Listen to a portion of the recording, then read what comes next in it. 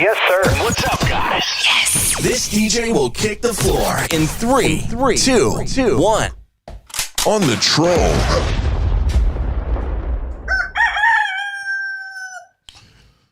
Hello and welcome back to Mzansi. We are back again. It is that time of the night where we have to talk about what is happening around the world.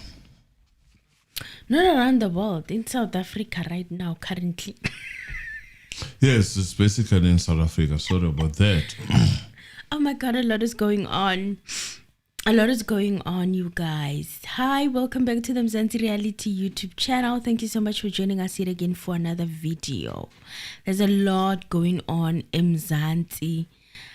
Today, I just felt like a lot was going on for my attention to grasp. We had Julius Malima's judgment that was read for the entire day, and still no verdict as to what's going to happen in the future. Do you think he's going to go to prison? I don't think so. I don't see it happening. Look, I am trying to... Something is not right with my headset. Oh, yeah. I am trying to focus on this.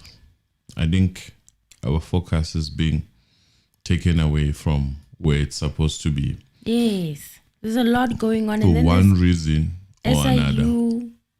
SIU also came up with some report. They said they've compiled the report and they've come to the conclusion that over 2 billion rands has been stolen from Tembisa Hospital via these contracts linked with Vusmus Ket Matlala. Well, tell us about what we do not know. I mean, the costs amount to 2 billion. It feels like we already were expecting that. I don't know why today, you know. A lot was going on. Why today? Why? Why would a judge read the whole novel? The entire thing, the entire judgment of the case that probably is a warning or whatsoever to somebody. It's okay, you know. Warn him the way you want to warn him. That's fine for me. It's basically, it's okay. It's your person. Do what you need to do. You know, it's not like Malem is going to go to jail. No, he's not. So why do we need to even know about this whole thing? I don't know. But I decided to choose my struggle. And I chose the Madlanga Commission because for quite some time, Mr. Anonymous, I've been waiting. Wanted to hear from Lieutenant General Kumalo. He's a man that has been spoken about in the media in a not so favorable manner. He's been called all kinds of names, from being corrupt to all of this, to all of that. It's a lot. So I just decided, you know what, let me give this gentleman a chance today and listen to him. I have to say, I saw a lot of people complaining about communication. How he communicates is not the same way that General Kwanazi obviously communicates. Yes. And they can never be the same. They can never be the same person. But what I appreciate is the level of investigation and the quality of investigation that were being presented.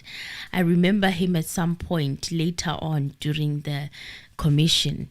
He was talking about how motive is important. That when you arrest, or when they make these arrests in these political killing task team and these hits, it's important to find the mastermind so that you know the motive. And it got me thinking of that other case that we are following. How the motive is not important. Is not important. How the mastermind is being treated like they're not important as well. Exactly. That's so the problem. The quality of investigation, how there's receipts, how there's WhatsApp messages, how people are linked, not by conspiracies or by speculations or by pictures on cell phones.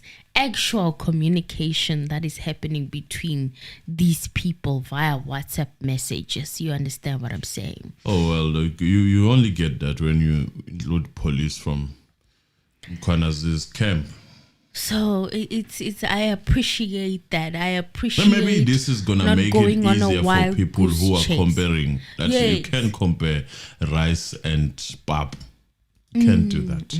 Those are two The different level things. and the quality of investigation is highly appreciated. I haven't seen anything like this. At some point, I thought I'm the crazy one for expecting a little bit more than just shell phone leakage. And on shell phone linkage, the number, there's no certainty of whether that number belongs to who it says they say the number belongs to. They're saying, oh, it belongs to so and so, but the number, somebody else comes, the defense comes and says, but this number belongs to so and so. Like the linkage they made with accused number 5, that number actually belongs to Athama Fokat. Unfortunately, but don't worry. One thing for sure, you said it before, that the streets of YouTube, social media, is infested by some informants. Oh, yes. There was a time I said this, but I said it to Mr. Anonymous and Mr. Anonymous only. Yeah, I'm saying it. There was a time that I follow content creators from outside a lot, especially the ones in America, and they were talking about how CIA agents have infiltrated YouTube. They have. Even in South Africa, we have. So in you'll South see Africa, that. we have informants now that are content creators Exactly. that go podcast to podcast speaking on things like they're professionals and experts. Turns out they're on a payroll and they're informants for the police. Whether for the wrong cabal or right cabal, We don't that is know. a story for another day. But they're working undercover. But be careful of the people that you follow, guys. Be careful. That's all I can say. Because, some people have the spirit of discernment that we talked about. Yes. You need it more now. Now it's more important. You need it more now, You need it more. Because you'll follow a person, and in the middle of you enjoying them, they just take a sharp curve. They disappoint you. Then you're like, oh, why? I thought we were on the same boat. Same I thought boat. we were on the same journey. But the signs, they were there. The signs were there. Like, this, your so-called forensic what, I don't even want to say names, The signs are always there. The signs are always there. A lot of speculation when people are speaking, a lot of it. Exacerbation of speculation when people are just speculating on people. And you know how they speak, these people? How? They speak like they're speaking the facts. Yes, and they're like, I don't want to say allegedly. They Like you skip that have part. receipts. They skip that part. They don't even go to that part. They just say, Emily is a criminal. Yeah, they just speak like that, direct like that, without having any proof to back up what Hey, they're shy saying. away from those people. And then sometimes they will Don't say make they them have heroes. proof. Sometimes they'll say they have proof, right? And they it will say end like that as having the proof until someone goes to jail. I was so scared. What is this channel? I like listening to this guy. Which one? Is a I don't normally call out channels, but when a channel is doing good and I feel like it's for the good, Yes. then I'll call the name. Forgot, man. It was the African speaking man, old man. Johan Erasmus. Johan Erasmus. Hey, Johan Erasmus is dishing files there. You listen to that man. I've been saying that I'm skeptical about how things are working with all these independent, so-called independent investigations and whatnot.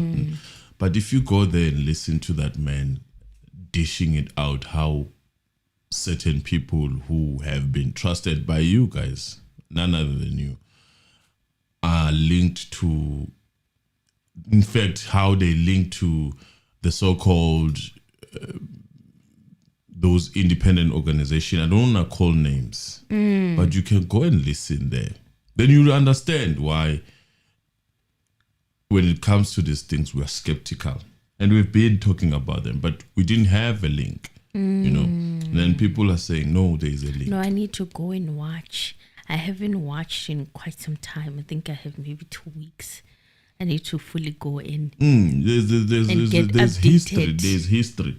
A leader there at some point. And guys, you know what? Take time, man. Reverse, go back to the cases, your Mdluli cases. Take out the biasness that has been created in terms of what type of criminals, of criminalization that happened. Remember back then, mostly we were getting highlights. We were getting highlights from the news, highlights. We were not really watching the entire court proceedings like that. It was easy. You know, you get highlights. A name that could be associated to Zuma, that name is a criminal. Yes. That's how easy it was before. Yes. Right? So now you have time. Take time, go back. You know, there is a coincidence that you will notice that every time any person that has been attacked that is connected to the so-called Zuma 9 wasted years, those people have eventually been promoted and they are holding key positions. In my opinion, people who were working on those cases, getting the so-called convictions, you know, and they are now. That's when now some of them, you see them as a problem now, only now. It's okay, you know, but take yourself serious and take time and just do your analysis. Go back, you know, who was there when, for example, Mdluli was going down? Who was there when, you know, ask yourself that question and then ask yourself a different question now. Where are they now? Now the answers, that's when you start seeing the answers falling. Oh, actually this thing probably has been happening for years. Just that we were not aware. Yeah, speaking of which, something weird happened over the weekend. Advocate Terry Motau asked to step down from the Madlanga Commission. The reasons were not shared. He did not tell the reasons or share with the media as to what the reasons were that were making him step down. It was so weird. Very weird. And strange. What is even more weird is that Mazlanga, who was working on the Madlanga case. Commission. Yes, Madlanga Commission. And now Advocate Matthew Charles-Carlson is the one that has been appointed as the new chief evidence leader of the Madlanga Commission of Inquiry. She also played part in that commission. He was also at the Madlanga Commission. So this is a very interesting development. I did not see Advocate Terry Motau leaving so abruptly. And after only most of the cases where you through, see which probably the cases that where you have seen Tau at. There was a time he was wearing sunglasses. Yes. At the High Court? I think he was representing MK, if I'm not mistaken. It's just that I can't quite recall. I can't recall what case it was. I needed to go and double check, but I couldn't get the time to do that. But I remember him trending for wearing sunglasses in court. Yes. And I'm like, I think I remember this gentleman from somewhere. And then how he conducted Masemola's evidence. It was more like tell it all. You would have missed it if you did not watch it. It was more like, take your time. Tell it all. And And he then did tell. you compare that with what happened today, which for me, I felt like there was a bit of stuttering there and there, Yeah. which was caused through the chaos of asking scramble questions, people moving there and there and there. There was no It also order. happened on Friday with Harrison. I wanted to cover Harrison, but then I was so upset. I was in my feelings. I was upset with Harrison and how that whole evidence was conducted. It just seemed like it wasn't going in the direction that it was supposed to go. And then all of a sudden it became this thing that is all over. Where someone is saying, "Yeah, do you get me? I want you to explain this part." Like kind of selective, which we didn't see it with Mkwanas. We didn't see it with Masemola. And kudos to those people that led those people. They let those people speak. They didn't confine them. There are some questions that you look at them and you are watching, you're like, seems like someone's being confined here. And Nice. people were also upset when it came to Babita Duokaran. There were no probing questions. And also at the mentioning of RBM situation by Masemola. He was mentioning RBM as well. Because Mkwanas had spoken about RBM. In fact, it was one of the videos that we did. We focused more on that RBM situation. Yes. And it's like they're not interested to know about that. They just brushed it off. We No are questions. being zondodized, if one might call it. Yeah. You remember Brian Molife? Yes. They talked a lot, They revealed a but lot. only few made it. I guess now- only the masters can do that. It seems like this commission is going in a totally different direction. And also what's surprising, Mr. Anonymous, it's the media coverage. I was expecting these bombshells that are coming out of the Madlanga Commission to be headlines, but somehow headlines are other things. And it's like, yo. So the media really doesn't care about these developments that have been happening in the Madlanga Commission. They don't. No, they don't. It's don't very care. interesting because I was expecting the headlines. It's not happening. All we are hearing is some old lady who's God knows 80 or 70 or 90. I don't know. Who's telling us that he wants to take charge of Johannesburg. All the media is airing that.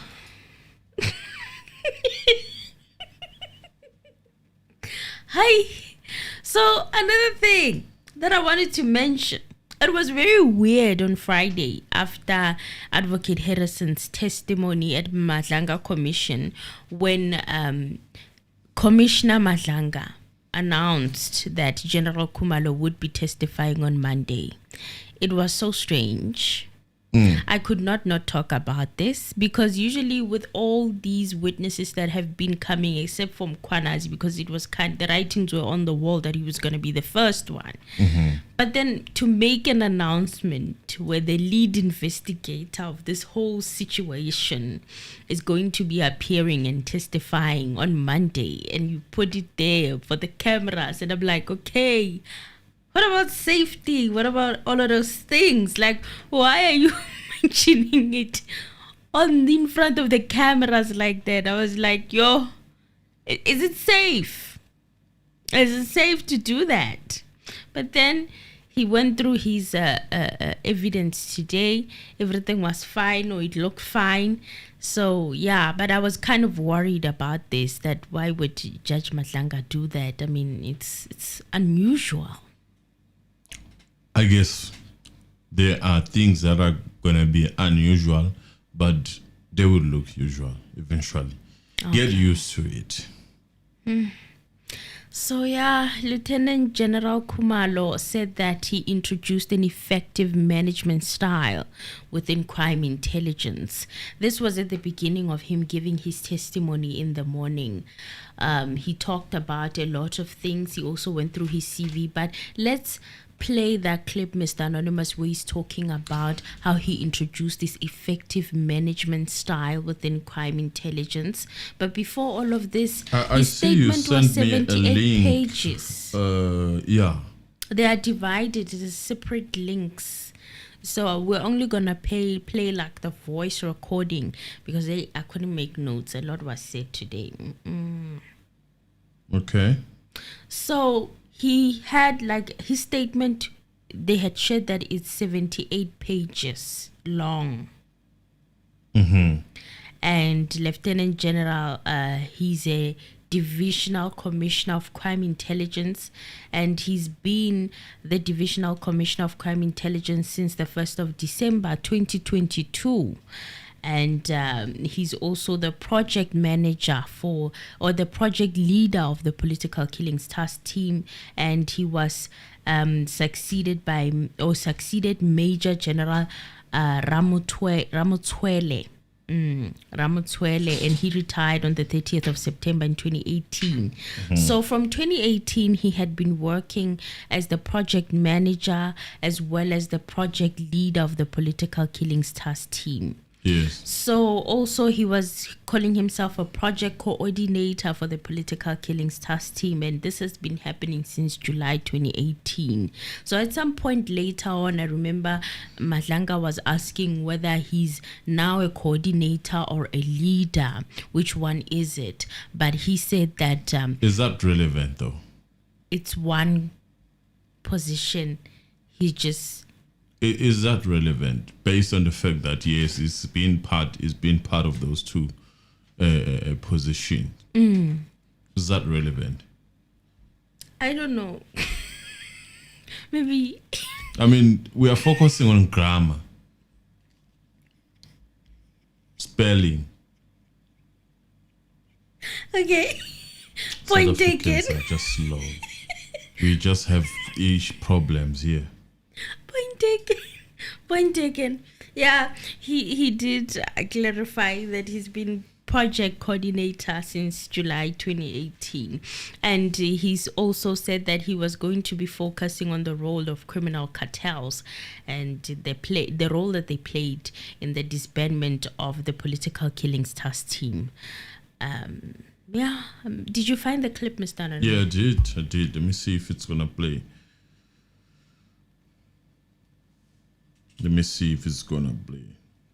You explain how you end up as Divisional Commissioner Crime Intelligence, and then you have spoken to the problems that beset, but then you leave out the last sentence, which starts upon assuming. So you don't explain what happens after you came into a division that was beset with problems. I think you should complete the paragraph. Thank you, Commissioner.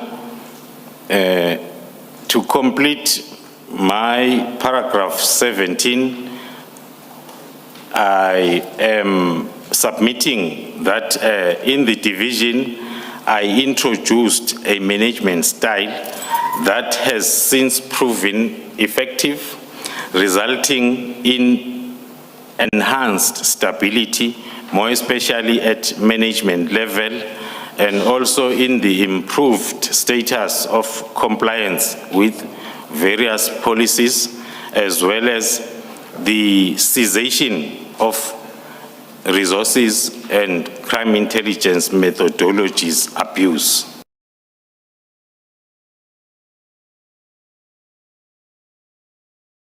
Methodologies a lot today, methodologies that were used and the analysis. But what I was happy about hearing is there's a point that they were asking him of whether how they work, because Mkwanazi had said that their investigations are prosecutorially driven, right?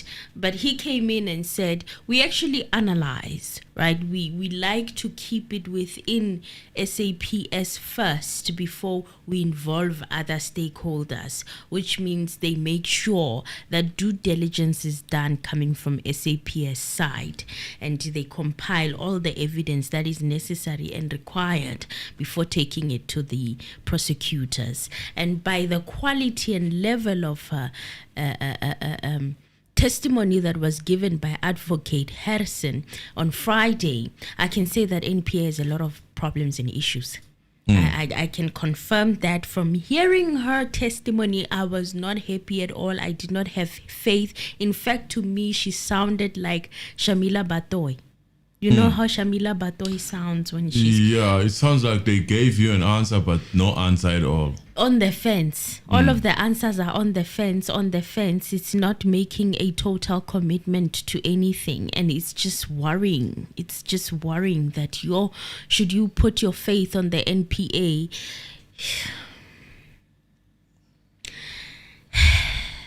Kunzima wa NPA. That's all I can say. The many issues that she was raising. There are a lot. It seems like it's a lot to deal with the NPA. So that's pretty much it. He said that in his view, that there was an attempt to disband the political killings task team, and it was due to the influence of particular organized crime cartel over the Ministry of Police, as well as the SAPS, who mistakenly thought that the political killings task team was investigating the same cartel. Remember, the reason why all of this happened is because the accused in this case were going to say Vusmusiket Matlala in particular allegedly had thought that he was being investigated by political killings task team, communicated with Brown Mokhotsi. Next thing you know, political killing task team is being disbanded, only to find out later that crime intelligence in Gauteng were actually the ones behind the investigation of their case. Then guess what? Then the leaders are arrested. Then you tell me that you Of are crime representing intelligence. us as people while you are vouching for that. How are you representing us? You know, people who have been saying that, they are for this and for that. You know, how are you representing the people at large if your stuff coincide with the so-called cartel? That's a question for me that has not been answered. The attacks are that of the cartel. You know, there are no coincidence in this world, people. Not this much coincidence. If it happens that I come out with my truth, and that truth is the same truth that the cartel comes out with, then what am I? What am I? I'm listening. Because it's kind of weird that the cartel is attacking crime intelligence. Right time. Exactly the same time. After this whole confusion between who's investigating who. And then the next thing you are also now attacking in the same line and direction to say, crime intelligence must fall. It's very interesting development. It's a mess. You know, it is not explained to me until one of these people come out and say, this is why it coincide. I'm just going to treat them the same. Ne? Especially after what Johanni Rasmus has been revealing there. My heart. My jaw Your is jaw on the drop. floor. I'm like, what is this man talking about? Why does it feel like I've been living under the shadows? How come? A lot is going on.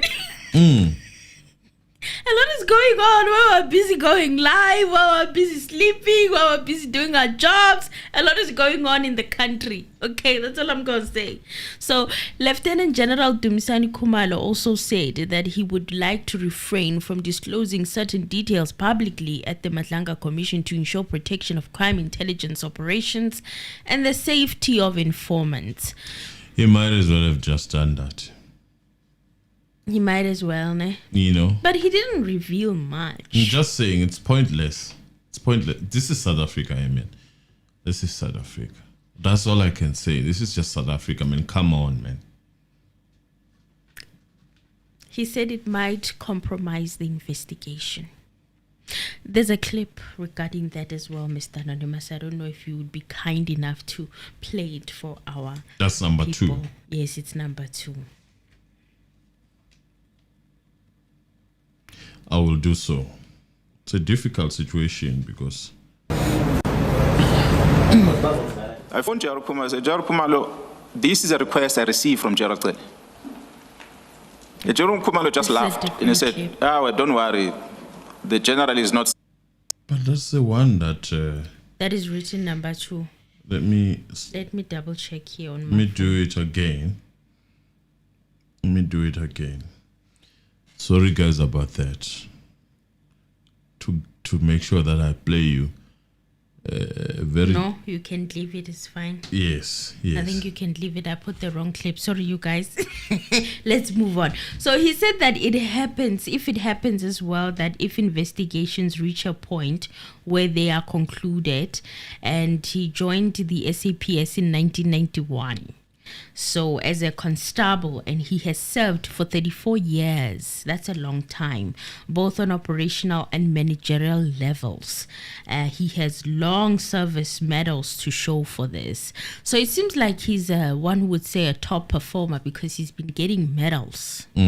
So medals are not just given to, anyone, especially in the SAPS. They're not given to criminals. So if he's got medals to show his achievement, then he must be a big deal in the SAPS. And also he spoke about the lack of coordinated efforts in dealing with crime in an operation format, and SAPS had become more specialized over time. So he was speaking more on them having to go back and design a methodology that they were going to work with that was not working at the time. And he mentioned 2011, 2012, and he said that SAPS had been specialized too much. So in it being specialized, it compromised on the quality of investigations. They were like using investigators initially, which is what we know, and which is what we are facing in Census case. He also spoke about the 5-pillar approach that was meant to address that. He spoke about intelligence gathering, coordination, analysis, proactive approach, which was the second one in dealing with crime and a particular area. He also spoke, number 3, about the combat approach in dealing with the particular approach. Also he spoke, number 4, about reactive through attention focused investigation if reported cases, and spoke about number 5, which was communication and liaison, which are aspects of the whole approach. So he gave an example of rhino poaching, where they actually was the first time that they implemented this 5-pillar approach of investigation. So he says that the rhino poaching or wildlife stealing of animals in the bushes and all of that, your rhinos and what has been happening, those criminal syndicates there. And in July 2018, he said he became the project coordinator. And then in 2018, he was the project leader and he was still in national task team of KZN. So that also comes with the issue of Dumisani Khumalo. Is it not Dumisani Khumalo, man? Dlamini.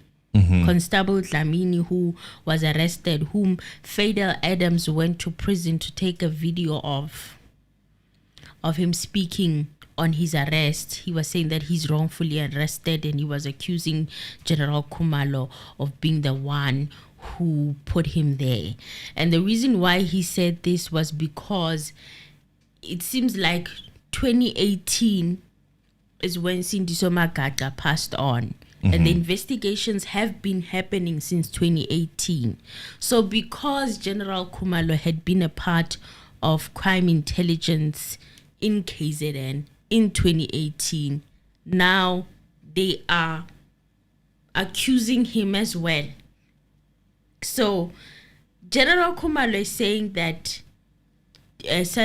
Constable Dlamini is in prison because he took a bribe, or he was implicated in taking a bribe while doing investigations. Apparently was in the political killing task team as well. So Sergeant Dlamini and I is saying that in that recording that Fidel Adams had gone to prison. Fidel Adams left Cape Town, went all the way to KZN inside the prison to take a video of Constable Dlamini. Do you know Fidel Adams, right, Mr. Anonymous? I know the man. I know the man. It happened, The- I think, the 2 crime years fighter. back.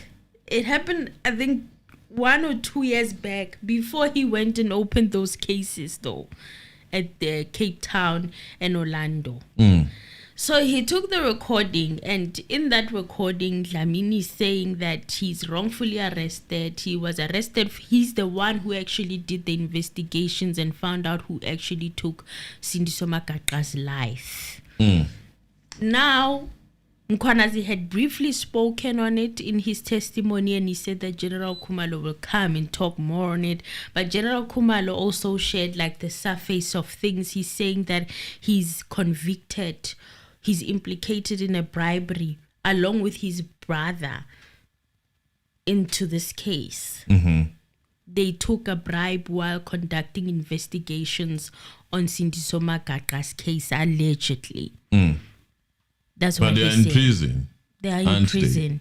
And they are convicted or something. He said they have been convicted. That apparently the conviction happened this year. But at the time that Fidel Adams had gone to take this interview, he had not yet been convicted, and he had said that he was contained in jail without bail.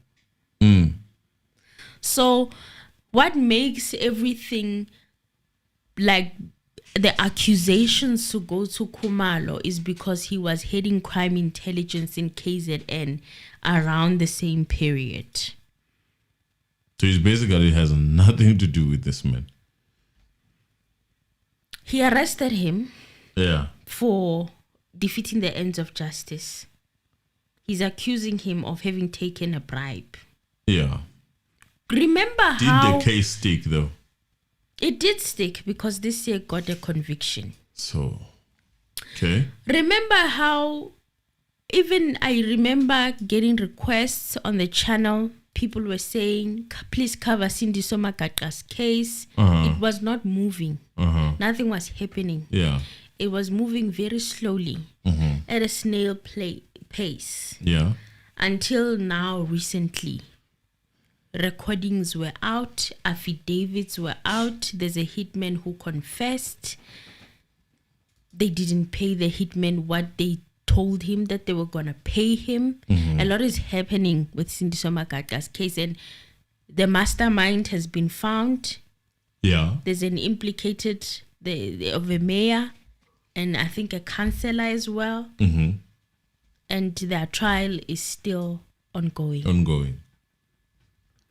So, what do you think in this whole mess? Oh, who do I believe between someone who's inside and Kumalo?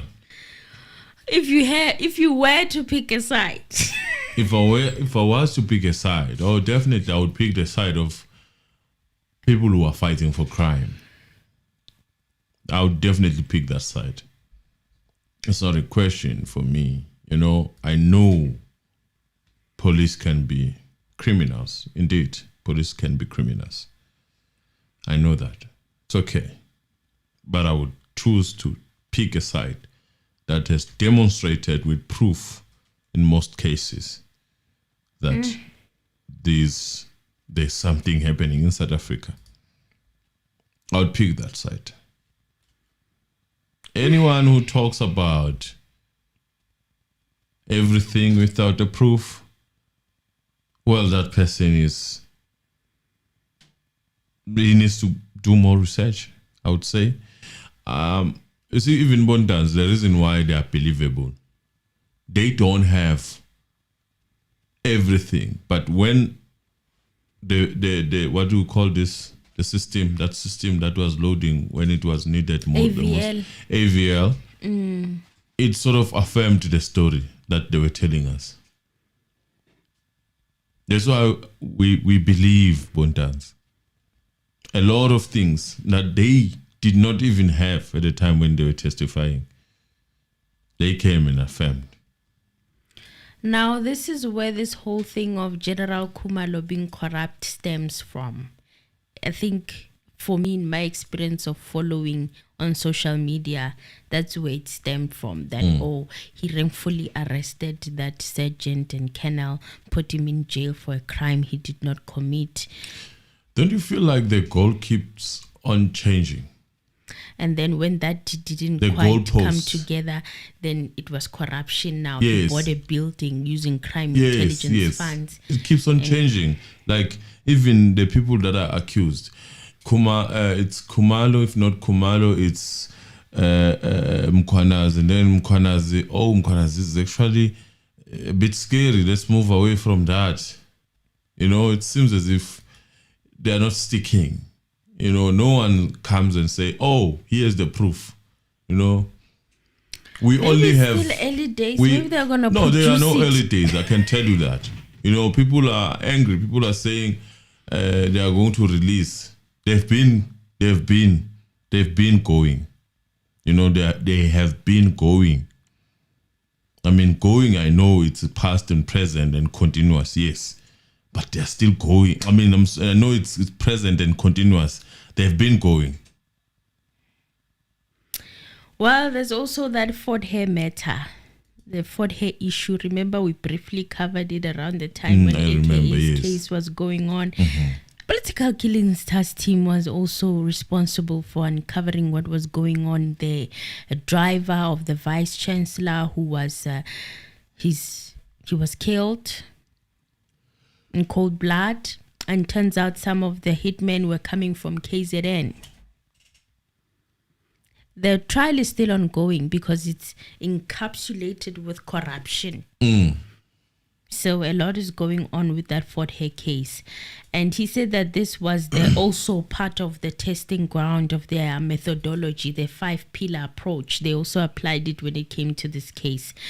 Interesting enough, what I found out from him today, or yesterday rather, was when he was talking about 2012, 2011, that time period when Commissioner, or rather General Mkhwanazi was the acting commissioner, national commissioner, and he started now looking into Richard Mdluli and wanting for Richard Mdluli to answer to certain things. And then Natim Tetwa had a meeting with General Mkhwanazi, and then he decided to resign. That was the story that he was... and Mkhwanazi told us in length on that, saying that he did call all the parties to say, if this is how I'm going to be treated, or if this is how I'm going to have to deal with the issues, I'm jumping the ship. Yes, there was too much political interference in his work. And then after that, they appointed General Ria Pierre. But then, the most interesting thing is that Lieutenant General Dumisani Kumalo was the acting head of counter-security intelligence in the Division of Crime Intelligence and Security. And Kumalo also asked where he was based. Commissioner Kumalo, the one who assists Madlanga, asked him where he was based around 2022 and 2024. This is like way later. And Dumisani Kumalo said that he was based in Pretoria as the Divisional Commissioner of Crime Intelligence and was still the coordinator of the Political Killings Task Team. So for me, this is very interesting. He also mentioned Masemola as well. Masemola also had a position, it's just that I forgot what that position was that Masemola held. So these three individuals, 2011, 2012, were in acting roles of very high positions in the police. Yes. And then after General Mkhwanazi left, they also left. Very So do you interesting. think they were assisting when it came to that whole Richard Mhluli situation or investigation? Do I think they were assisting in what sense? In investigation or conducting the investigations that General Mkhwanazi had done? Yeah, I would assume so, yes. Because they came with him, then they left. They left at with the same him. time when yeah, he left. they were assisting. That was very interesting. So intelligence, he was Someone then working there. made a mistake by reinstating them. Was it a mistake? It was a mistake if you are going to probably eventually later decide to commit crime. It becomes a mistake, Pearl. It was Kehlas Tole who appointed them in 2021 before he left. It's I've got mixed feeling with Kehlas. I've got mixed feeling, and perhaps that explains what Kehlas stands for. I guess for me, He appointed General Mkhwanazi in 2020. I still need to do my research. You know why I'm saying that? Why? He intercepted the so-called cargo, reported it to the police. Mm-hmm. A lot of it, we are told that he was the problem also. It's alleged that he was a problem. And then I know Kehlas Tole with Senzo's case also. Gininda. This is, This is where I get lost. The appointment of Gininda. This is, I'm lost there. And I don't know why the you. cold case unit. I don't know why you had to go there, but I'm lost. I'm lost with the team that he appointed. Then different teams that he appointed. I don't understand what was happening there. I've got mixed feelings. I guess there's no perfect leader. I would say it like But that. Colonel Gininda did say he was appointed by Kehlas Tole in court. Yeah. He said it. So why do you have a problem with it? No, I get confused there. I'm lost there. Even when we were deliberating on the case, I was very Confused. lost as to why Gininda specifically. Why As him? much as also we haven't had much of gloating about former minister of police, but initially he's the one apparently who appointed Mabtelezi and Warrant Officer Makub. Makub. You know what? This position, it seems as if it's a position that is, how can I put it? Iyangcolisana. In a tendency yokuthi ingakufaka enkingeni this position of being a minister. People, from what I'm reading, people come with good vibes, Then all of a sudden, somewhere along the way, they start doing their own things. That's how I can put it. True, and But you there's can a lot almost, of, I think, where I can give my assessment is this current situation. I could almost see things happening, but I couldn't put my finger on it. There was a time where the minister spoke, but they spoke in cross purposes with the police, the SAPS. Was it about Kwekwe, or was it about the situation that happened? Forgot, what is it? What was it, Emin? I recall Kwekwe. Was it Kwekwe that they spoke on cross paper? One said something has happened, the other one said, you could feel the mpapatiso. It was Lusikisiki. yes. It was Lusikisiki, ne? Yes. When it was he had just Lusikisiki. arrived. Yes. And that was the big thing that happened after he was appointed. You could see umpapatisi ukuthi cha ubusenze ukuthi awungene esontweni yebo. One could say He said that something very contradicting that was not true, and then he came back. They corrected him. It was very awkward moment. It's just through that the I can't media. remember. It's like an embarrassment of yes, some yes, sort. Yes. Yeah. I remember that incident, and I talked about it with Mr. Anonymous, of course, because you can't come here with speculations, you guys. Speculations. So we can't speculate too much. So yes, there was a time it was very, very awkward when he first started being a minister, especially with that Lusikisiki case. He said something, the media said something. It wasn't... being a young tall.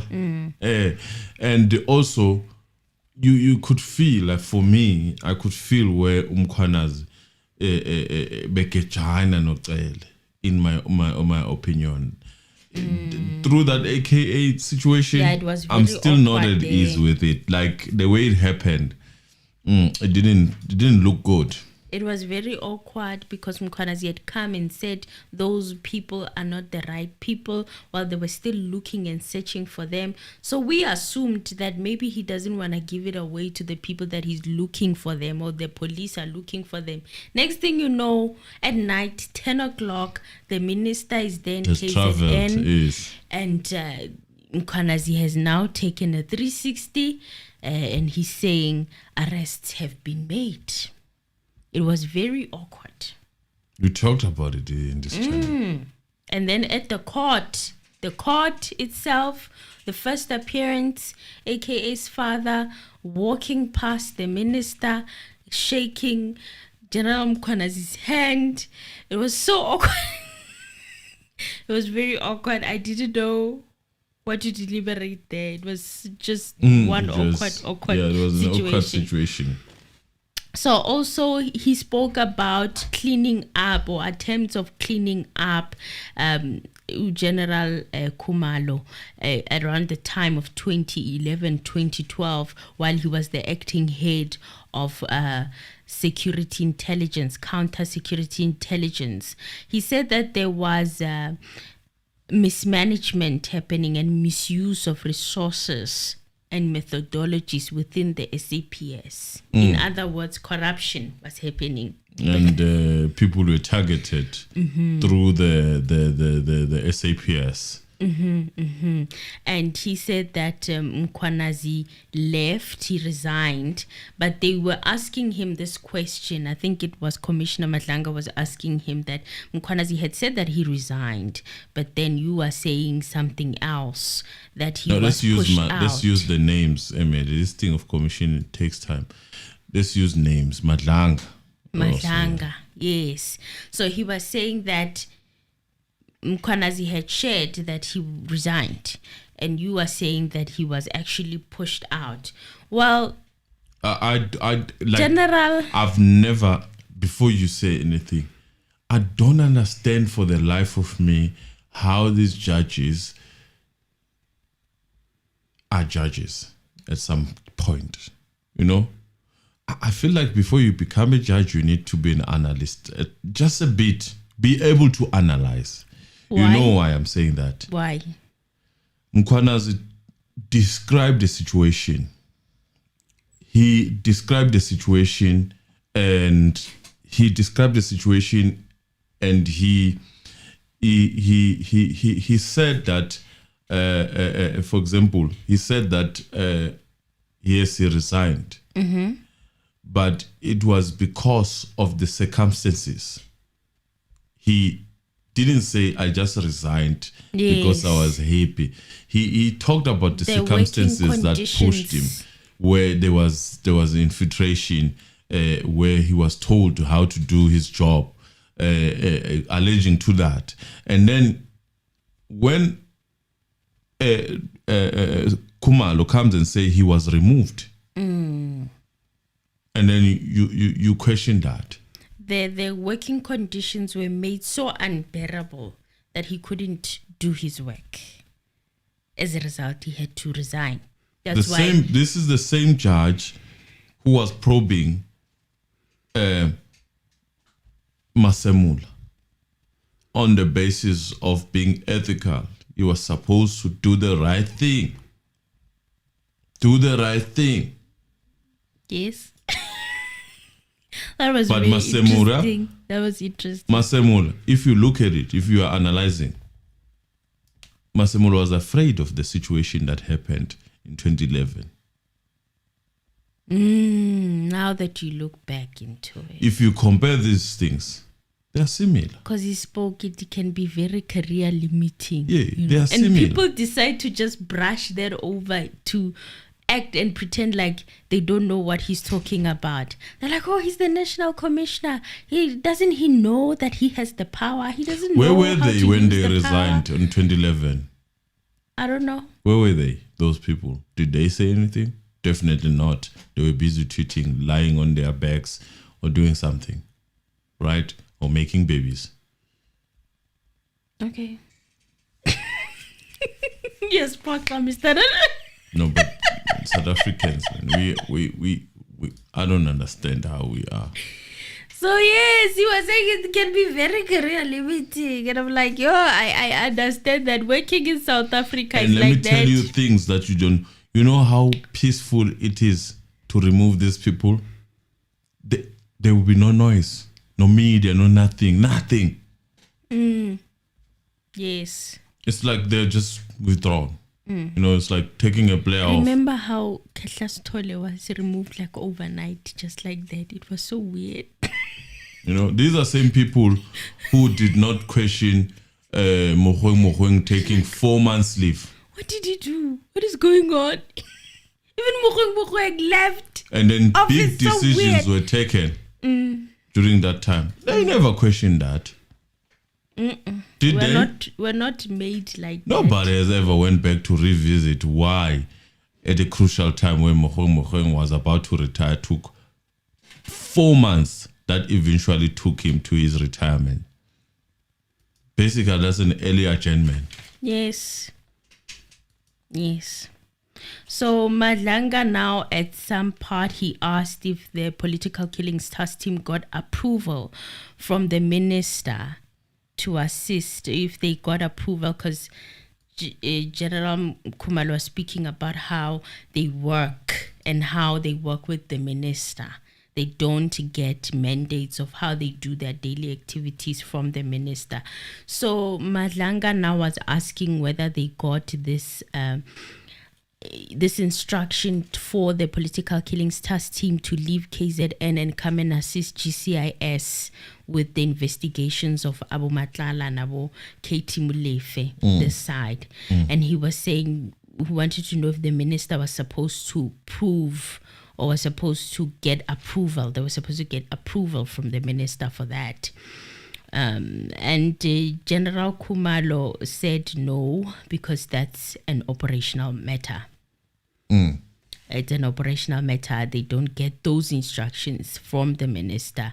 And I remember also with Van Rooyen also emphasizing the same thing, that the minister is involved in policy, involved in directing them to put more emphasis on what cases. For example, if GBV is on a rise, then the minister recommends the SAPS that please put more resources here, and they allocate those resources for GBV cases to be looked into, which he was just making an example.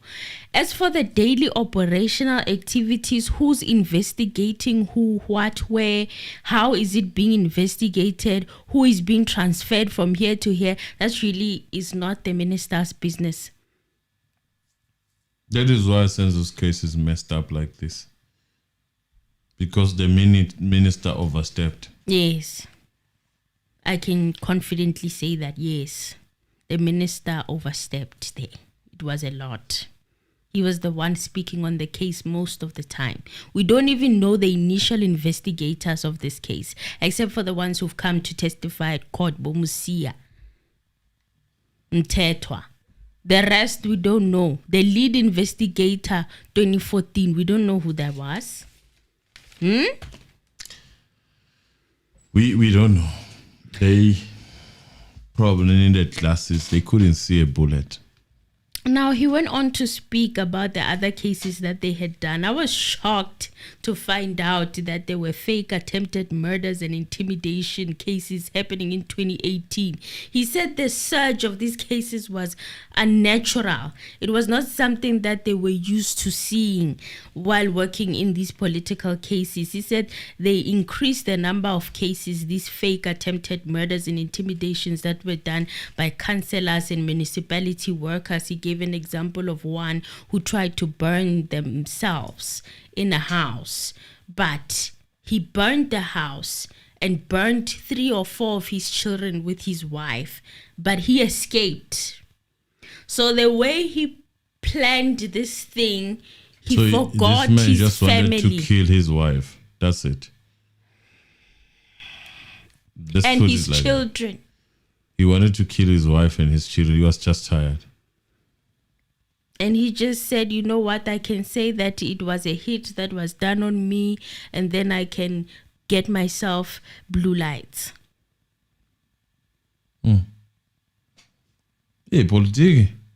Umdlalo wamaxoki. Cishe singasho futhi ukuthi nobusathane obukhona phakathi. Hey, this one disturbed my soul. I was like, what? Just for blue light? Wanted security to guard him 24/7 and blue lights. To guard his entire family. My God. Okay. Even the former minister of police spoke about this. I remember reading an article about it. He was talking about how some of these politicians are faking their own attacks. Most of them are attempted murders. Most of them. They just don't die. Everyone else around them can die except for them. Abo Rambo. And they want security. They want to be included in the budget of blue lights.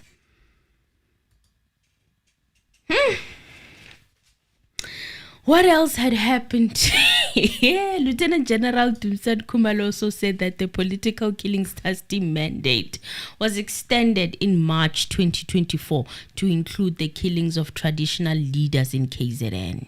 So that's another mandate that was added on the political task team. Traditional leaders are kings. Yes, kings. Hey, we are born. Hey, South Africa. Umuntu amuve ayohlala phesheya so that he can speak freely. Ne? But I've got a lot to say. I don't want to speak a lot. I'm not from KZN.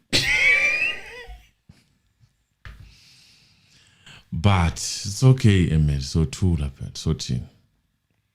Why were traditional leaders dying, being killed? Land. Oh, you've said it. Okay. Allegedly. Allegedly. Can you please play the clip? It's clip number 3. Let me double check if it's the right one. Oh my God, you guys. The admin. Check it out. Man. The admin of these clips, and I cannot do without them, you guys. You know why? I cannot write everything down. Okay, During March 2024, the mandate of the political killings task team was extended then to include the killings of traditional leaders in the same province, KwaZulu-Natal. The operational area remained the same, but it was then the criteria of cases that was extended, the information note as per SDK 9 will give then more on this extension of the mandate. Press the like button, guys. Matsidi, thank you very much. God bless you. He also spoke of someone is saying they are killing each other for the land and power. Hey. Yeah, maybe 1%. maybe one, not even 1%, 0.5%. You know, 0.5%. Think about it this way. I'm just gonna paint a scenario so that you probably understand, because these things are difficult to speak, in my opinion. Think about the scenario where technology was not advanced. Oh, now I'm teaching economics. So there was no technological factor to siphon and see what these rocks that these people probably were pushed to under Ngonyama Trust.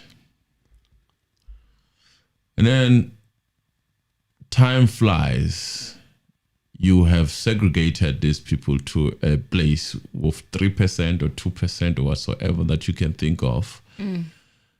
Then upon that time passing, you realize that, through what do you call that show where Mseleku was telling us that there is uranium in Mzumbe.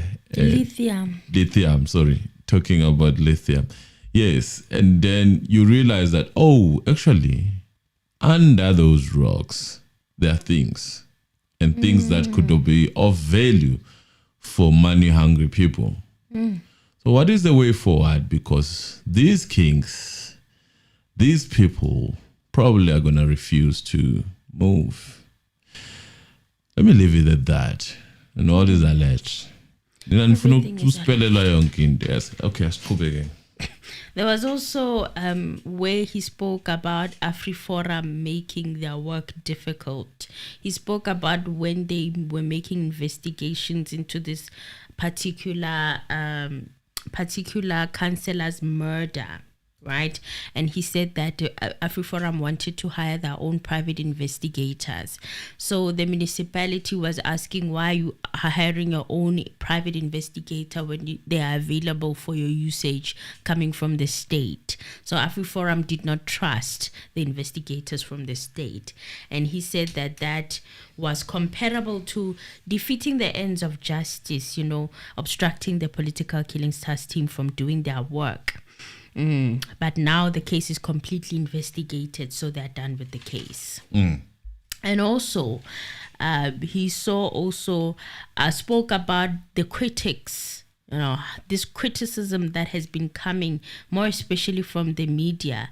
He said that they haven't, Bona, as political killings task team, have not received official complaints. Letters have not been written to them. But the letters are all over the media.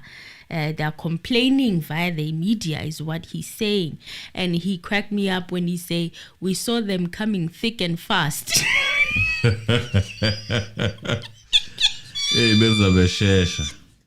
And we saw them coming thick and fast when the confusion of the banishment had started. This confusion that happened between political killings task team and GCIS, that's when they saw the whole complaints coming thick and fast. Remember, I also couldn't keep up, and I was ill at the time. I think I was sick. I was in my sick bed, and I was like, what is happening? Haibo, where is the house? Haibo, ban, Haibo,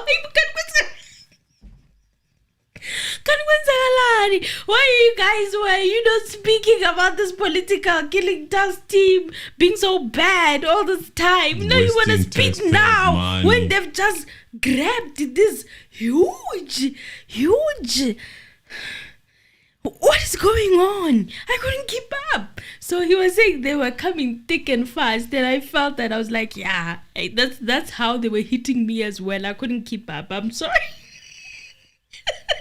So also he was speaking about Commissioner Baloyi was asking a question about Dlamini Sergeant or Colonel Dlamini, the one who got arrested, whether he was a part of the case. And he was a part of the case, but he was behaving outside of the law, is what Khumalo said. And he said for reasons that are a matter that is between an employer and employee, he said he cannot get into the details of his case. Yeah. But there was a reason for him to be withdrawn from the political killing task team, and he became part of defeating the ends of justice.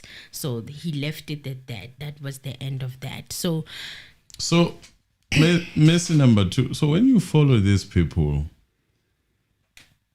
and they are dealing with high information, proper high information, classified at some extent, how do you think they protect themselves? Think they are Bruce Lee?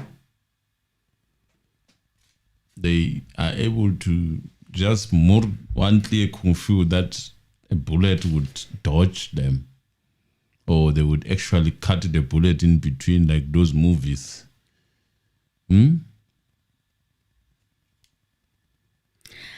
Yeah. Classified information. So the same issue Amakan said, yeah, I'm being followed. Yeah, this is I happening. need security, I need protection. Yeah, so it's happening. And there are people who would just have power to protect a person. Why don't they protect us all? Since they have the army. They have the means and resources. I'm just asking for someone else, Miss, not for me. Someone just wrote that. But let's continue.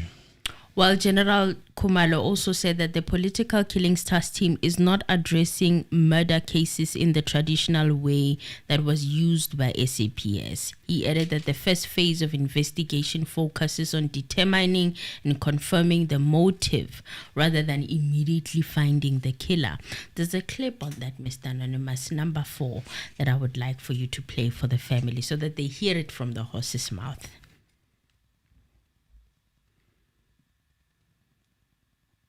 Most important facts that needs consideration instead of only numbers as reflected there to determine the successfulness, to determine the adding of value or no value of the team.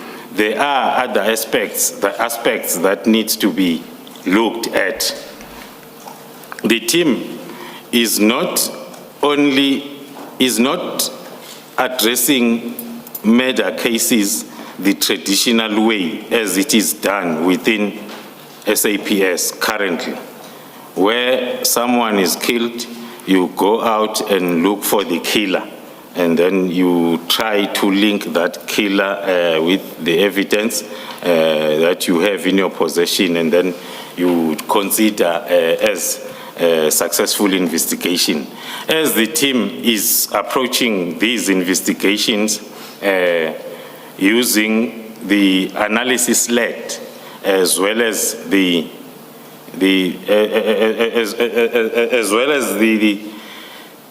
model of investigation, as the team approaches the docket, the first phase of investigation is not directed towards finding the killer. The first phase is directed towards determining and confirming the motive of this killing as to who might have wanted this particular deceased dead, instead of asking as to who's responsible for the killing. The first part talks to who might have wanted. It is that thorough motive investigation. Is that the so-called hit orderers that Yes. The National Commission Yes, referred to? yes, I'm going there, commissioners. Once the motive is identified, then automatically it will come up with identification of persons of interest. That will be plotted on the organized crime blocks because the contract killing has got permanent stakeholders that needs to be there. So it will be the replacement of a spotter by a name identified as a person of interest. Thereafter, the next phase of investigation. Which then makes it's like basically, in simple terms, saying you uproot the whole roots for the tree not to grow again.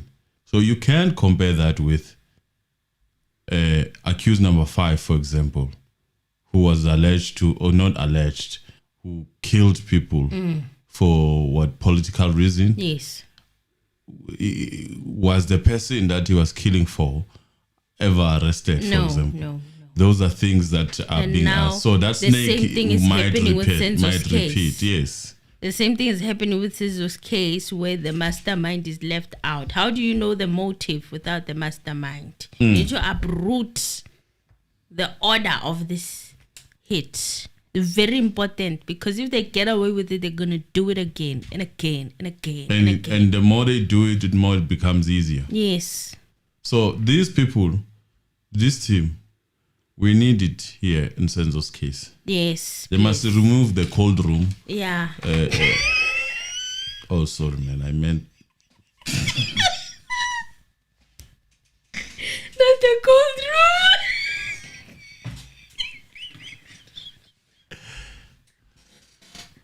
I mean the cold case unit. The cold case unit. Not the cold room. The cold room. And they must give us the analysis type of this situation. Yes, the 5 pillars of investigation. Uprooting the mastermind. If you want, we want everything like our hotels. If you want the truth, you must. In fact, it will be a good case to deal with, considering that it was indeed visited by our beloved. I almost said doomsday. Our beloved. I won't say the name. I was waiting. I was waiting for you to say the name. Let's leave it at that. Well, General Dumisani Kumalo also said that any consideration to disband the political killing task team cannot reasonably be linked to poor performance or lack of impact, as the evidence strongly supports that the team and its approach are successful. I mean, he had charts and stuff. That man is organized. You hear me? He had charts, diagrams, Spukumatambo. The Spukumatambos of the Ketbatala and the mind maps, the diagrams. I'm like, this looks like a methodology. This person can actually fit to be a mathematician. Hey! He just does not know, maybe, that he could be a mathematician. The charts and everything. I was impressed. I was like, wow, I've never seen a cop this organized. Except for General Kwarazi, of course. But this looks like it's organized. I've never seen anything like it. I don't want to lie. With the investigators that we deal with at low level. You wouldn't need a lot of subsequentlies. No. You would probably just release the chat and it will be self-explanatory. Spiderweb thingies. So it was moving like that. Now to the most explosive session that happened like within the last 30 minutes of that 6-hour-long proceeding. Okay, the infiltration and organized crime section. Now, this is the part where General Dumisani Kumalo was speaking about the Big Five. The Big Five has already penetrated the political sphere. There are documented cases of high-profile connections with senior politicians alleged to be complicit or willfully blind to the syndicate's operations. Here's the question. Is it already penetrated, or it's the other way around.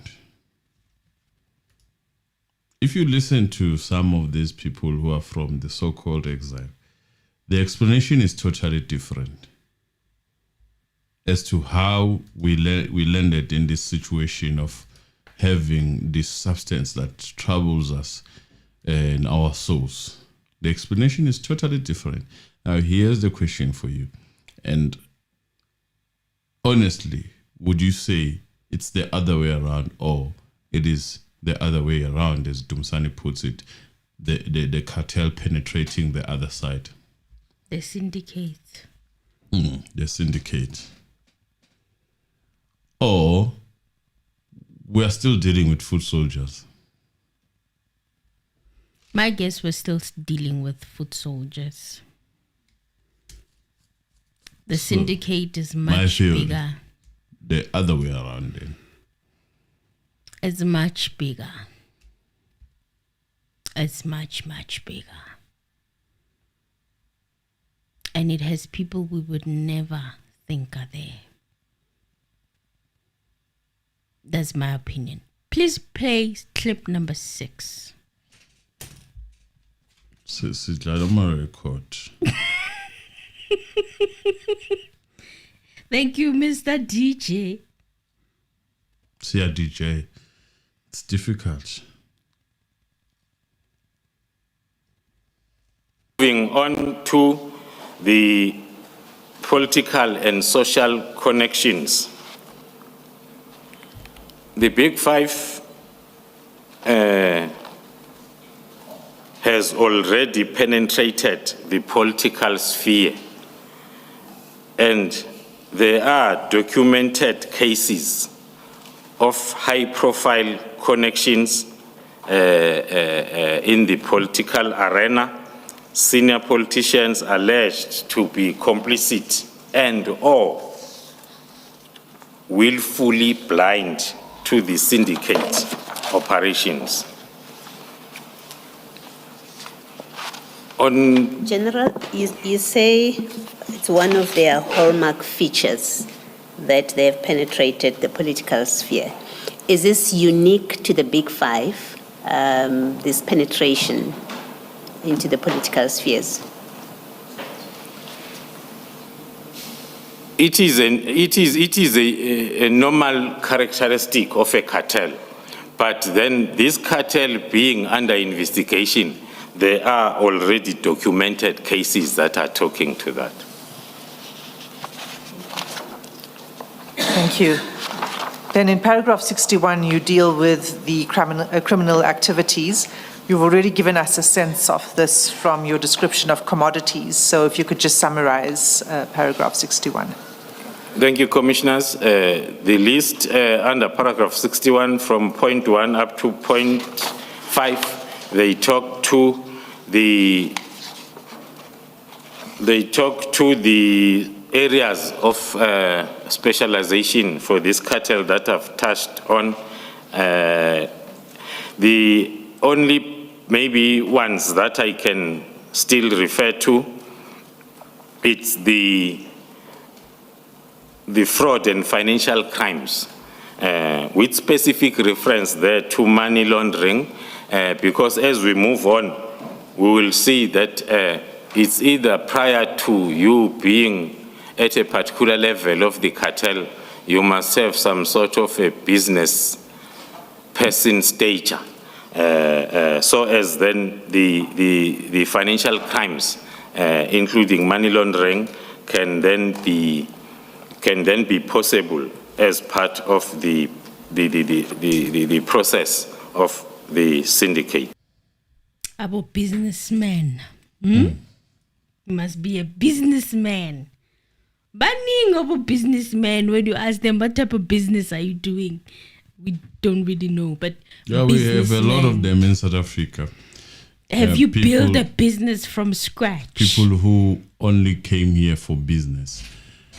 And the only time when you have a conversation with them, they tell you they have business in South Africa. Then you're like, okay, what business? It's business. Now, he says this cartel mostly works by registering various companies, but the most companies that are prominent are security companies, private security companies.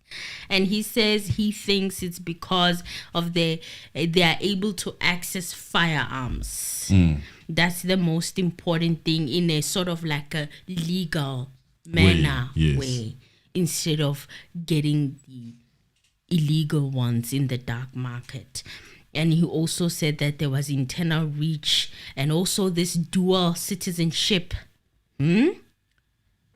for being able to transport illegal substances from cross-country. You are able to enter different borders because you've got these multiple citizenships. Dual citizenship, many citizenshipery. A lot of people have these dual citizenships. And you start to see now why it would be people who are non-South Africans coming in, and it's easy, obvious, to get a South African citizen. Yes. Because the other way around is even harder. Yes. Other countries don't play around. Yes. And we're not just talking about people of color here. We're talking about every color.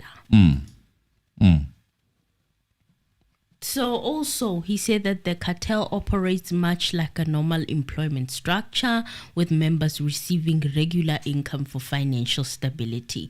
That's on clip number 7, Mr. Anonymous, please.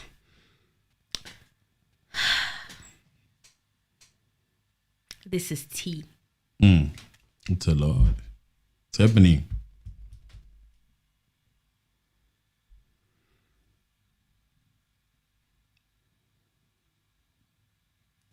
Not differently from normal employment in terms of the members receiving regular income for financial stability, which is a competition for the normal employment channels or environments that we have in the country. And also, General Kumalo testified on the WhatsApp chats between Vusmusiket Madlala and senior government officials. We're talking here about a lot of connections through these WhatsApp messages. But let's play the clip, Mr. Anonymous, before you close it. It's clip number 8. Please play for us, because there's a lot of communication between Mr. Vusimuzi Matlala and Mr. Brown Mukhozi, who is a businessman linked to several SAPS officials, and he appears to have been involved in funding activities for the Minister of Police within the ANC. A printout of WhatsApp chats between Matlala and Brown Mukhozi is attached as WB1 in the WhatsApp bundle. The second? The second one will be the communication between Mr. Vusimuzi Matlala and Major General Sinona, who is the head of DPCI in KwaZulu-Natal. A printout of the WhatsApp chats between Mr. Matlala and Major General Sinona is attached as Annexure WB2. And the third? Oh, sorry, there's 2 related to... Yeah, under the same number 2 is also a printout of WhatsApp chats between Mr. Vusimuzi Matlala and a Tato Sinona, who is the son of Major General Sinona. That is attached as WB3. And the third set of communications? The third set is the communication between Mr. Vusimuzi Matlala and the acting chief of police in Eguruleni Metropolitan Police, Mr. Julius Mkwanazi. A printout of the WhatsApp chats between Mr. Matlala and Mr. Mkwanazi is attached as Annexure WB4. Shut up. Just a second. Sorry, General. Oh, God.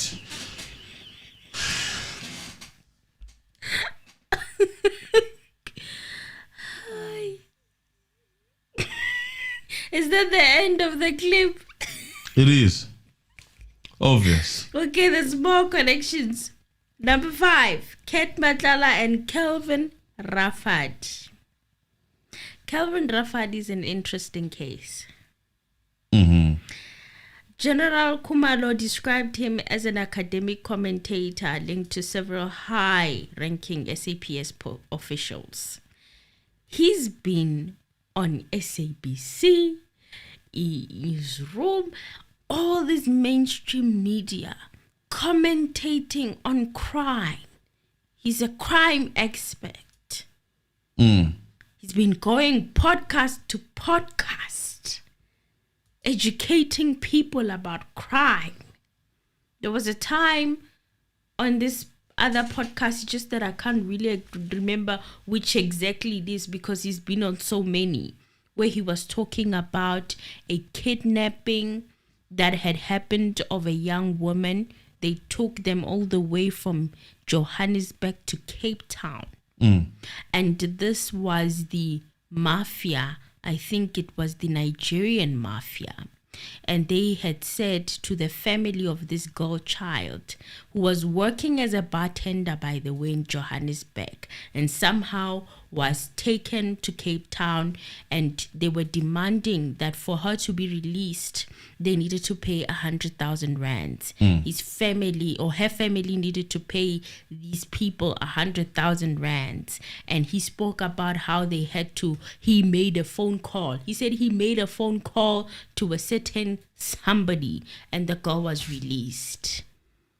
People in the comments found that very suspicious, and they were saying, what about us who don't have somebody to call? What about typical people like us who have nobody to call? You must come and tell us about that phone call.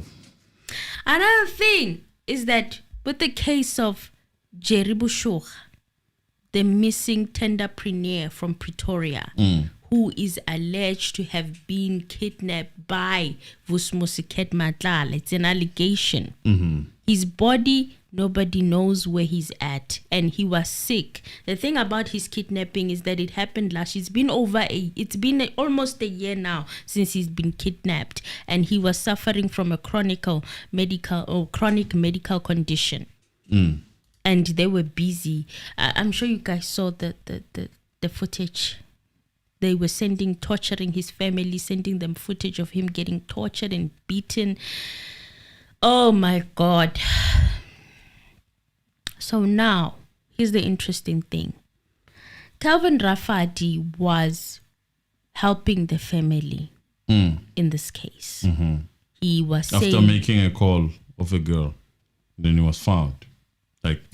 That's a totally different case. When it came to Jerry Bushokga's family, was close to the family, assisting in the investigations of trying to find out where Jerry was and what had happened to him. On the 6th of December, a raid was conducted at Vusmusiket Matlala's house, and they didn't find anything, which is why he's not arrested per se for this case. But Kelvin Raffat was helping the family, or assisting the family, as he says. What more did he say? Feels like you have more. It's not confirmed yet, but allegations. No, what did he say? What did he say as a response to this? Yeah. He did an interview with SABC, and he said that he had done business with Vusmusiket Matlala under Cat Security Company. So they've done business together. Okay. That's where it ends. I don't know if I should share more. Of what he said. The one that I'm sitting on is not coming from him. It's from the streets. It's the rumors. So I'd like to hold it for now until I'm certain about it. Leave it at that. Because I don't want to get in trouble. If it's not coming from him, No. leave it like that. But let me hold it for now. But I promise you guys, I will say it as soon as it's confirmed. But for now, let us park it right there. He did business with Ket Matlala.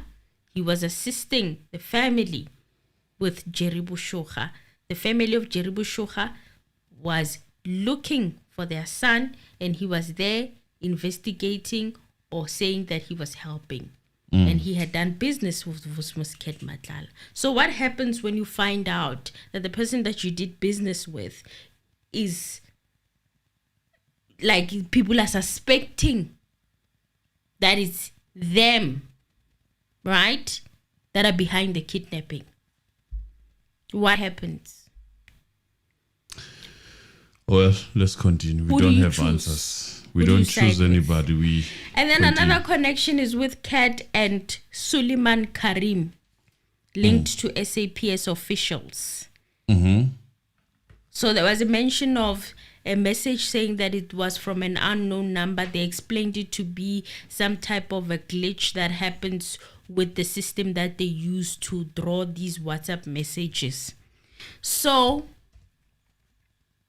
Kat Suleiman Karim, my apologies, Suleiman Karim was mentioned as a businessman from the Northwest. He also made contact with Vusmus Ket Matlala. And he's also linked to SAPS officials as well. Suleiman Karim. Suleiman Karim. He's not an SAPS man. No. He's a businessman linked to SAPS officials. So that's the final connection. I was just continuing from the clip.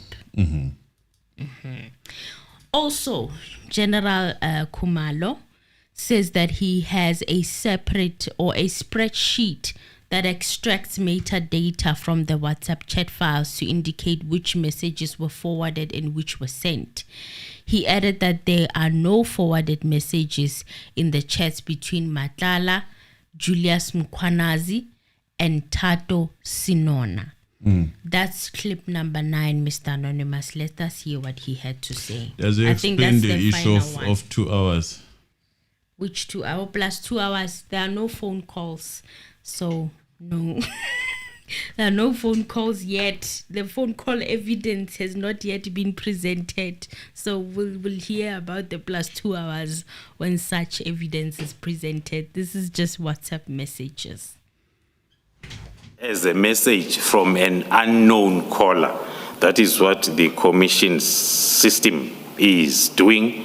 So at the start and the end of each of the annexures, there appears to be a message from an unknown caller, which is in fact a misread of the system message and does not represent an actual message from an unknown caller. Then the second weakness is the displaying of the displayed messages do not, in the display, indicate whether they are messages originally sent by the sender or messages forwarded by the sender. In order to address this second weakness, I have had a spreadsheet created that extracts the metadata of the messages in the WhatsApp chat files so as to indicate which of the messages were forwarded and which of the messages were sent. There are no forwarded messages in the chats between Mr. Matlala and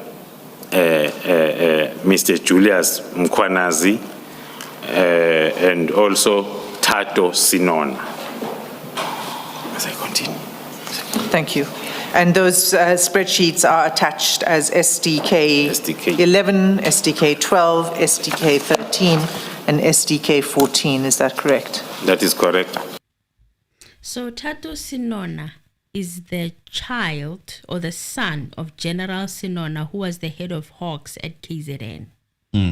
So he's saying that between him directly with Vusmus Ket Matlala, there is no WhatsApp messages. Also between Vusmusiket Madlala and Julius Mkhwanazi, there are no WhatsApp messages. Remember that Julius Mkhwanazi is the EMPD official who's accused of having inserted blue lights on the vehicles that belong to Vusmusiket Madlala Security Company. And also, he said there was a case of mistaken identity while the cartel or these people were looking for General Khumalo.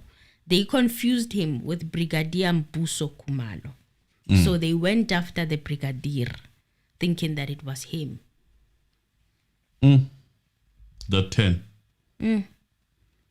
And also, I think it's not 10. 10 is totally different. It was about Brown Mukhotsi. So Mukhotsi's objectives were similar to that of Sinona. And he also shared something very interesting. Karim and Rafadi seem to be paid for their access to senior SAPS officials. What does that mean? That means they are informants. Bimbis. Yeah. It would mean that, allegedly.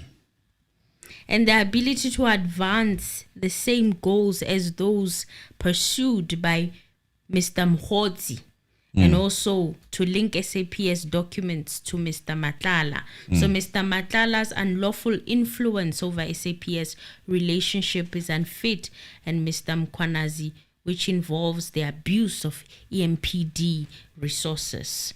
That's what General Kumalo said. You can play clip number 10. It talks about Brown Mukhotsi, who's used his influence within SAPS and the ministry to manipulate the processes within the SAPS and frustrate criminal investigations into Vusmusiket Matlala's cases. Let's listen to clip number 10.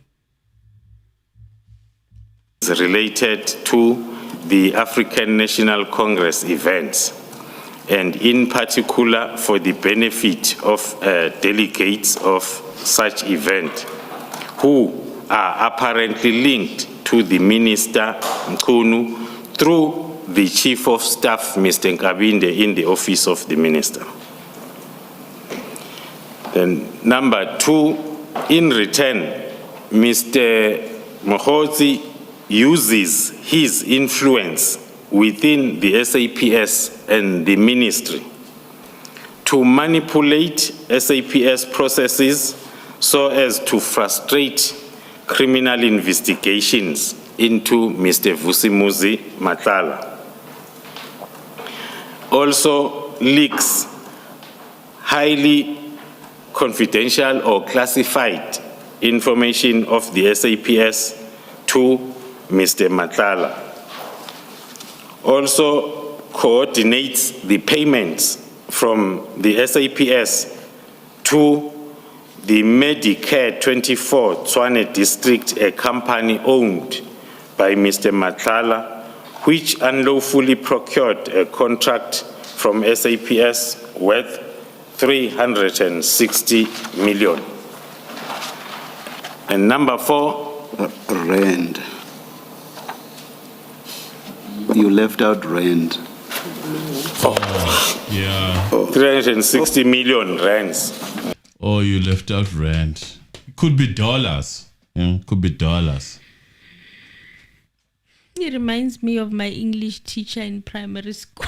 Could be goddamn dollars. You left out rands. You're being fussy, man. Apologies, Thank you. Commissioner. And the fourth one, the fourth picture, is an unsuccessful attempt to prevent the SAPS from cancelling its contract with Medicare 24 Tshwane District. In pursuit of these goals, Mr. Mukhotsi, in a mistaken belief that an investigation into Mr. Matlala was being conducted by the Political Killings Task Team, as pointed out above. It was actually that investigation conducted by the Gauteng counterintelligence operations. Mr. Mokgotsi has pursued the disestablishment of the political killings task team, a mistaken identity. That is where they talk about the pursuing of this Brigadier Mbuso Khumalo instead of pursuing General Dumisani Khumalo. And then also disbanding the political killings task team when the political task team is not the one investigating Vusmusket Matlala.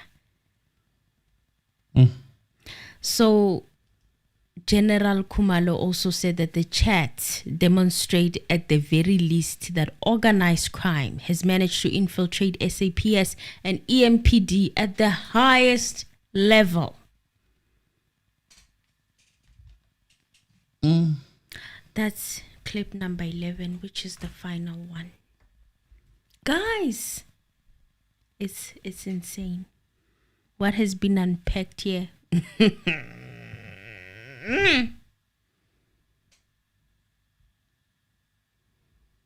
Vast numbers of messages in the chats that are relevant to the location of the message in the chats, affecting the significance.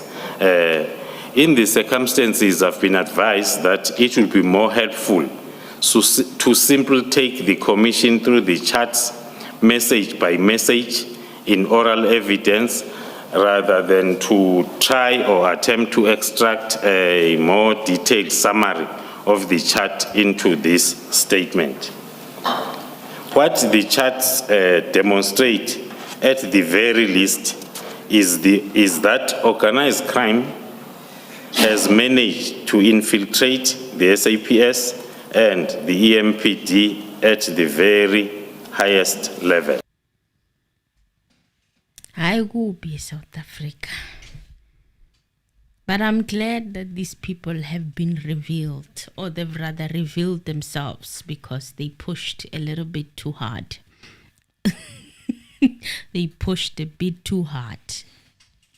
Still does not make sense to me, the coincidence, the fights, theatrics, throwing up tantrums and doing all those things of other people talking about the same or being found in one way of talking against this political killing task team.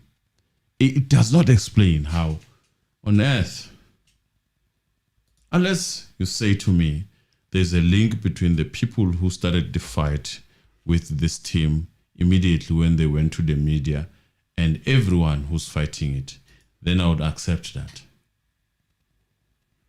Well, there's 5 individuals, and Vusmusiket Matlala and Katiso Molefe. I also think the third one is Maumela, Ungani Maumela. They are the one who's said to be the nephew of the president. His assets, some of them have been seized, allegedly.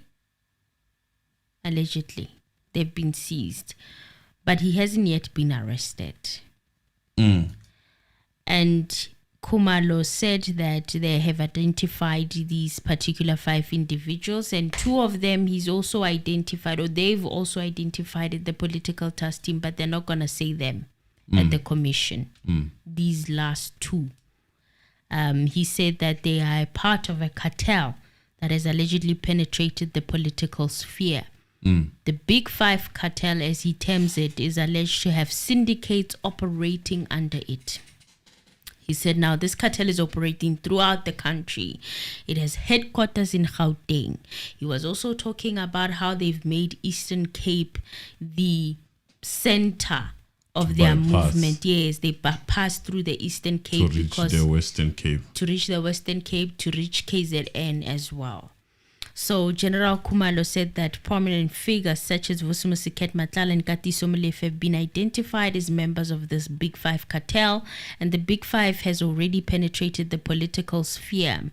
And there are documented cases of high-profile connections in the political arena with senior politicians alleged to be complicit or willfully blind to the syndicate operations. He also identified that former police minister Bheki Cele never gave direct instructions or guidance to the political killings task team, and Khumalo's comments come as Cele's successor Mchunu had been accused of political interference in the disbandment of the political killings task team. Here I'm sure Mchunu yayisola lapha ekhona ukuthi kade bekenzani. It doesn't sound like it.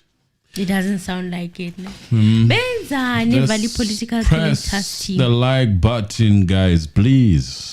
We beg of you to press that like button, as it is hard work. It's not as easy. Even the case of sense is not easy, but this is harder than that. This one is harder than that, Yeah. because it's different individuals. And notice how the hitmen or the ones that's then co-accused with Vusumusiket Matlala and the wife, what they have one hitman who's in both cases of Vusumusiket Matlala as well as that of Katiso Molefe, alleged hitman. The one that Tebogo Tobejane was talking about, that she saw, is also implicated in Katiso Molefe's case. So the crossing over of... Yeah, it's a lot, but we don't need to unpack it all. Guys, sorry, I'm not going to say or sing our name, our song. Not today, guys. I need to I need to go and rest. sleep. He's very tired. I dragged him home to the studio. Yeah, so thank you guys. Until today, we love you. Press the like button, subscribe, join the membership, rejoin it if you so wish, guys. Thank you. Thank you, guys. Bye. Until tomorrow. Love you.